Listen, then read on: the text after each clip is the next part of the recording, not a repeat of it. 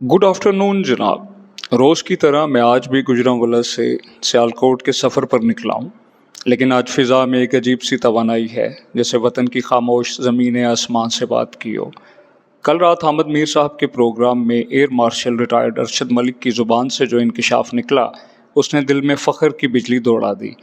उन्होंने बताया कि पाकिस्तान ने न सिर्फ स्पेस कमांड और साइबर कमांड को फ़ाल कर लिया है, बल्कि खला में दो जदीद दिफाई निज़ाम भी लॉन्च किए हैं। आपको याद हो, जब पाकिस्तान को सैटेलाइट लॉन्च की बात करता था तो दुनिया हंसती थी, और इन्हीं निज़ाम की मदद से भारतीय फ़ाइटर तैयारों के नेविगेशन सिस्टम को जाम कर दिया गया, जिसके बाद वो तैयारे फ़ज़ा में अपनी सिमत भूल कर बेबसी की तस्वीर बन गए। मगर ये सब तब और भी दिलचस्प हो जाता है जब हम भारत के वज़ीर-ए-आज़म मोदी का हालिया ख़ताब सुनते हैं, जिसमें जनाब अपनी आवाम को ये झूठा दिलासा देते नज़र आते हैं कि उन्होंने पाकिस्तान को बहुत मारा। अगर वाकई मारा था तो फिर जंग बंदी के लिए अमेरिका के पाँव क्यों पकड़े? हकीकत ये है कि पाकिस्तान के भरपूर और साइंसी रद्द-ए-अमल ने, जिसे मैं अल्लाह का करम कहता हूँ, सिर्फ भारत को नहीं बल्कि पूरी दुनिया को चौंका दिया।